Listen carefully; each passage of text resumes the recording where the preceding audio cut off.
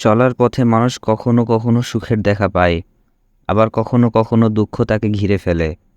তবে সুখের সময় শুকরিয়া ও দুঃখের সময় আল্লাহ তাআলার কাছে সাহায্য চাইতে বলা হয়েছে। ধৈর্যশীলদের পুরস্কার হিসেবে কোরআনে বলা হয়েছে, হে মুমিনগণ, তোমরা ধৈর্য ও নামাজের মাধ্যমে সাহায্য প্রার্থনা করো। নিশ্চয় আল্লাহ ধৈর্যশীলদের সাথে রয়েছেন। একজন মানুষ জীবনে কখনোই সাফল্যের শিখরে পৌঁছাতে পারবে না, যতক্ষণ না তিনি সবর তথা ধৈর্যের কাছে মাথা নত না করবেন। যুগের আবর্তনে যত মানুষ সফলতার মুখ দেখেছে, তার পেছনে রয়েছে কঠিন ধৈর্যের পরীক্ষা। তাই সফলতার মূল মন্ত্র হচ্ছে কঠিন পরীক্ষায় পতিত হয়ে সেই পরীক্ষায় ধৈর্যের সাথে উত্তীর্ণ হওয়া। আল্লাহ তাআলা এ ব্যাপারে বলেন, আমি অবশ্যই তোমাদেরকে কিছু না কিছু দিয়ে পরীক্ষায় ফেলবই। মাঝে মধ্যে তোমাদেরকে বিপদের আতঙ্ক, ক্ষুধার কষ্ট দিয়ে, সম্পদ, জীবন, ফল ফসল হারানোর মধ্য দিয়ে। আর যারা কষ্টের মধ্যেও ধৈর্য নিষ্ঠার চেষ্টা করে, তাদেরকে সুসংবাদ দাও। মহান আল্লাহ তাআলা আরও বলেন, ধৈর্যশীলদেরকে তো অপরিমিত পুরস্কার দেওয়া হবে। রাসূল সাল্লাল্লাহু আলাইহি ওয়াসাল্লাম বলেছেন, আল্লাহ যার মঙ্গল চান তাকে দুঃখ কষ্টে ফেলেন। হযরত মূসা আলাইহিস সালাম যখন ভূমিষ্ঠ হলেন, তখন চতুর্দিকে ফিরআউন বাহিনীর অবস্থান।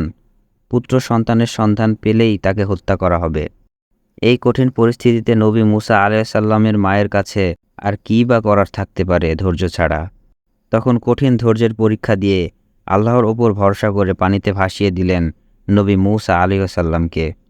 কিন্তু ফলাফল দেখুন, সেই সন্তানকে শুধুমাত্র মহান আল্লাহ তাআলা রক্ষাই করলেন না, বরং ফেরাউনের মাধ্যমে তার মায়ের কাছে রাজকীয়ভাবে লালিত পালিত হওয়ার সৌভাগ্য দান করলেন।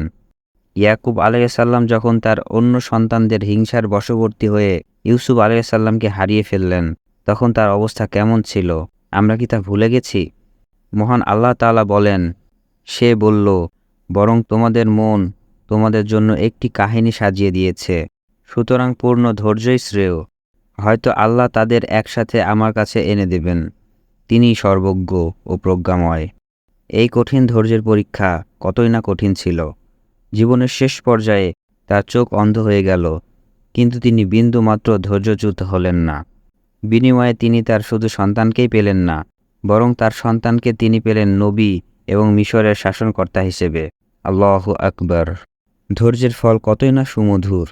জীবনের পড়ন্ত বিকেলে হযরত আইয়ুব আলাইহিস সালাম রোগান্ত হয়ে মহান আল্লাহর পক্ষ থেকে এমন এক কঠিন পরীক্ষার সম্মুখীন হন, যেখানে তিনি সন্তান সন্ততি, আত্মীয় স্বজন, দাস-দাসী, বিশাল সম্পত্তিসহ সব কিছু হারান। এক পর্যায়ে জীবন ধারণের জন্য শহরের বাইরে এক ছোট্ট কুটিরে আশ্রয় নেন। এই পরীক্ষাকালে স্ত্রী রহিমাই ছিলেন একমাত্র তার সঙ্গী। কুরআনের ভাষায় আল্লাহ তাআলা বলেন, এবং স্মরণ করো আইয়ুবের কথা, যখন সে প্রতিপালককে আহ্বান করে বলেছিল, আমি দুঃখ কষ্টে পড়েছি, তুমি তো দয়ালুদের চেয়েও সর্বশ্রেষ্ঠ দয়ালু। তখন আমি তার ডাকে সাড়া দিলাম এবং দুঃখ কষ্ট দূরীভূত করে দিলাম। তাকে তার পরিবার পরিজন ফিরিয়ে দিলাম এবং তাদের সাথে তাদের মতো আরও দিয়েছিলাম আমার বিশেষ রহমত রূপে এবং ইবাদতকারীদের জন্য উপদেশ স্বরূপ। আল্লাহ তাআলা আরও বলেন, নিঃসন্দেহে আমি তাকে ধৈর্যশীল পেয়েছি, কতই না উত্তম বান্দা ছিল সে, নিশ্চয় সে ছিল প্রত্যাবর্তনশীল। মহান আল্লাহ কি নবী আইয়ুব আলাইহিস সালামকে তার ধৈর্যের প্রতিদান দেননি? আমি তার দোয়া কবুল করেছিলাম এবং তার দুঃখ কষ্ট দূর করে দিয়েছিলাম। কিভাবে দূর করা হয়েছিল সে বিষয়ে আল্লাহ তাআলা বলেন, اركض برجلك هذا مغتسل بارد وشراب। তিনি তাকে ভূমিতে পদাঘাত করতে বলেন। অতঃপর সেখান থেকে স্বচ্ছ পানির ঝর্ণাধারা বেরিয়ে আসে, যাতে গোসল করায় তার দেহের ওপরের কষ্ট দূর হয় এবং ওই পানি পান করায় তার ভেতরের কষ্ট দূর হয়ে যায়।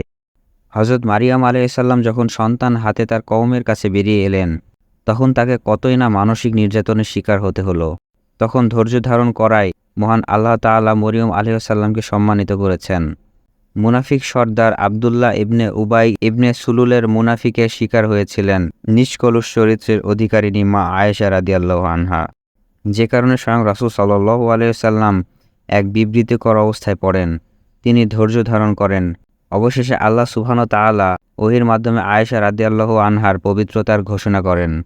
তাই আসুন, যে কোনো কঠিন বিপদে বিচলিত না হয়ে মহান আল্লাহর ওপর ভরসা করে ধৈর্য ধারণ করে তাকে সবকিছু জানাই, তবেই দুনিয়াবী জীবনে শান্তি ও পরকালীন জীবনে মুক্তির পথ সুগমের মধ্য দিয়ে ক্ষতিগ্রস্ত মানুষের কবল থেকে মুক্তি নিয়ে সাফল্যের স্বর্ণ শিখরে পৌঁছাতে পারব।